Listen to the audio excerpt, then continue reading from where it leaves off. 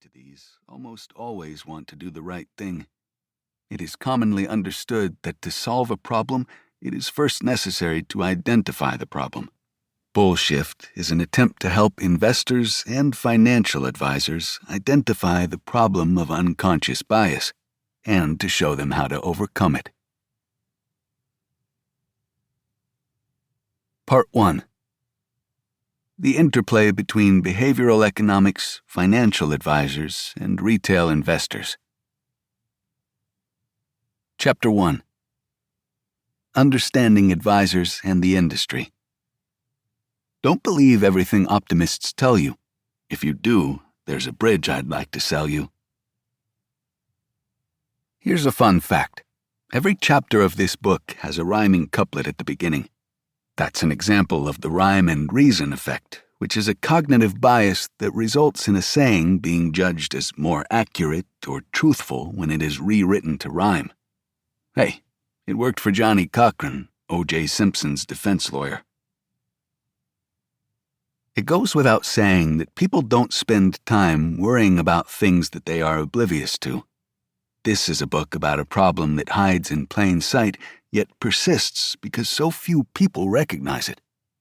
For about a generation now, there has been a growing body of evidence that traditional economic assumptions and models are flawed.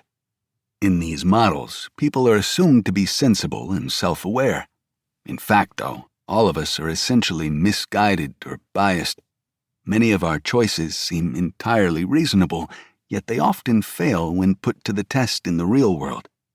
Despite this, many traditional economists act as though their demonstrably incorrect assumptions are reasonable. People who provide financial advice are similarly blinkered. Houston, we have a problem.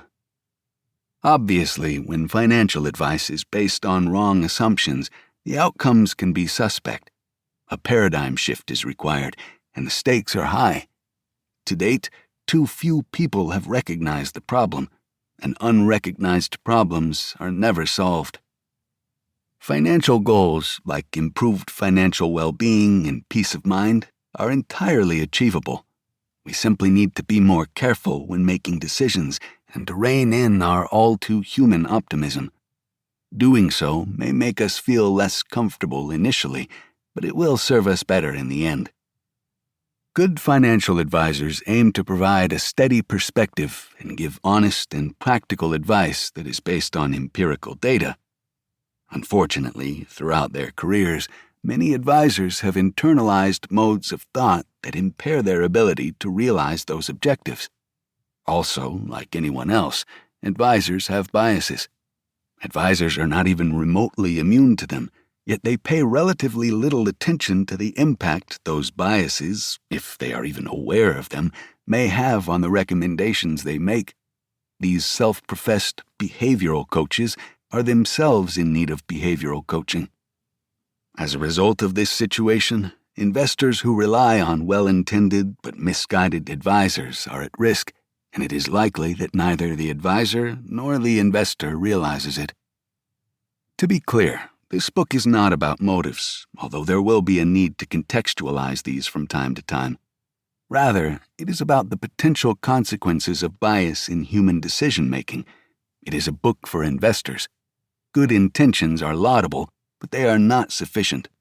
Biased advice, no matter how well-intentioned it is, needs to be corrected, or at the very least, acknowledged. There are dozens of biases out there. While we'll look at many of them, the one we'll focus on is optimism bias. It is widely regarded as the good bias because it is thought to be relatively benign. Daniel Kahneman, the world-renowned sociologist and expert on biases and behavior, has observed, "If there was a fairy godmother who could grant you one wish for your newborn child, you should absolutely ask for optimism/joy." Not only is optimism seen as a prophylactic against the trials and tribulations in day-to-day life, but it is also seen as something that adds to people's quality of life in general. In the financial world, optimism is what keeps people invested and steadies their resolve when markets get jittery. Optimism is necessary for setting and attaining goals, maintaining a persistent work ethic, and dealing with challenges. In almost all instances,